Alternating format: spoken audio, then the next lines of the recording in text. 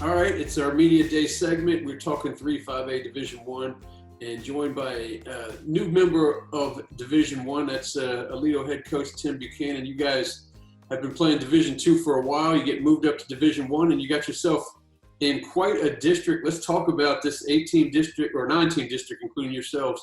I have a feeling the games will be a little bit closer than you had last year. What are you looking for in this district?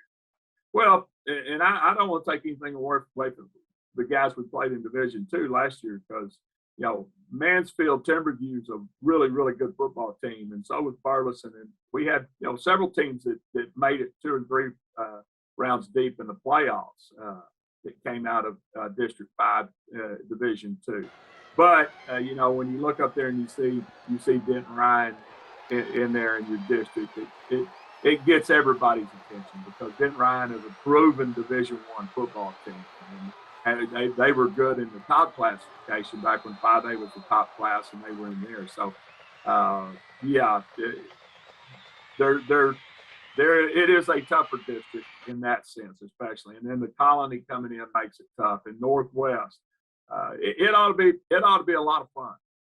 Yeah, you look at I talked about it with our insider Matt Diggs a little while ago, and you look at the district. You had 5 teams that finished first place if you count the 3-way tie between Azle Brewer and Northwest last year. But let's talk a little bit about last year first. I mean, a great story with South Oak Cliff winning the whole deal. I mean, it was great for the city. But people need to remember, you're a muffed snap away from probably pulling that game out yourself. It's not like Aledo had a bad year. You're 12-1. I mean, in your sake, for Aledo's sake, it's probably a bad year because you didn't make it to that final game. But it was not a bad team that you put out on the field, and you were a snap away from, probably advancing to play for an 11th championship. Talk about how you talked to your players after that game and reminding them that it was a very successful season. It just didn't end the way you wanted it to. Well, anytime you win 12 football games in a year, that's a really good football season. I don't care who you are. Now, did we have goals set higher than that? Yes, we did. Were we happy that we lost, and especially lost the way we did? We did, and it wasn't just that one snap. We didn't play good the entire night, and a lot of the reason we didn't play good because South Oak Cliff played a perfect game. Coach Todd did a great job of game planning for us and had his kids ready to play, and they deserved to win the football game. Now, I wish we could have gotten that snap and seen what happened after that, but it didn't happen. Our kids understood that you can't make mistakes and win football, and we made mistakes. And when you make mistakes like that, you don't deserve to win, and they understand it, and that's kind of motivated us in off season to not let that happen again. I was going to say, you got spring ball coming up here. Talk about what you're kind of looking for. Obviously, teams get hit with graduation every year, but you guys got hit. You got a new quarterback going in there. Maybe you can talk about who you got playing at quarterback. And I know you got the 2 Isaacs at offensive tackle that should be able to help you out protecting the guy. Well, we've got some really, really good football players coming back. At quarterback, it's going to be a battle. Brant Hayden, who is going to be a senior, started for us in the beginning of his sophomore year for 4 games, won 3 out of 4 games for us his sophomore year. Coming in as a senior, he is a really, really good football player and an excellent quarterback. And then you have Hoss Haney, who played slot receiver for us as a sophomore last year, and is also a really good quarterback. And the one no one knows about is Ryan Jones. We have 3 of the best quarterbacks we've ever had, all battling for the starting quarterback spot. And it ought to make spring a lot of fun and really competitive. I was going to say, it's always great when you have competition like that. I'd like to talk more about Hoss. I mean, you as a sophomore, he's newcomer of the year in the district, and it seems like if he doesn't win the starting quarterback job, you obviously have a place for him somewhere on the field. He'll be playing. Talk about him as an athlete. Well, I mean, a lot of people remember JoJo Earl, who's now at Alabama as a slot receiver.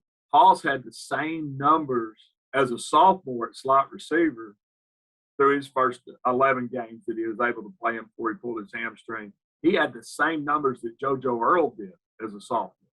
Hoss is an unbelievable athlete, and that's what makes him also a good quarterback, because he not only has a great arm, but he can run, and he's even gotten faster running track. He ran a 10.700 the other day in the last track meet we ran in. So he not only has a good arm, not only has great football skills, but he's getting great speed also.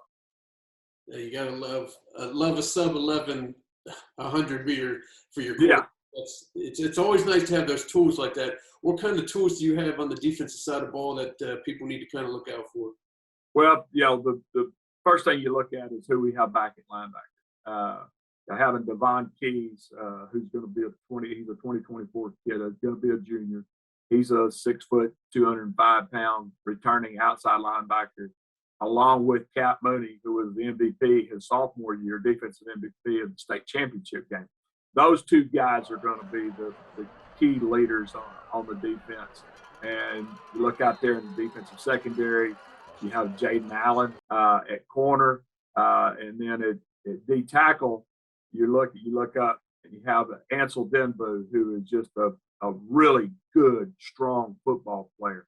So we've got some good kids coming back on defense. They're going to be leaders, and then take the new kids that come in and teach them how to be Bearcats.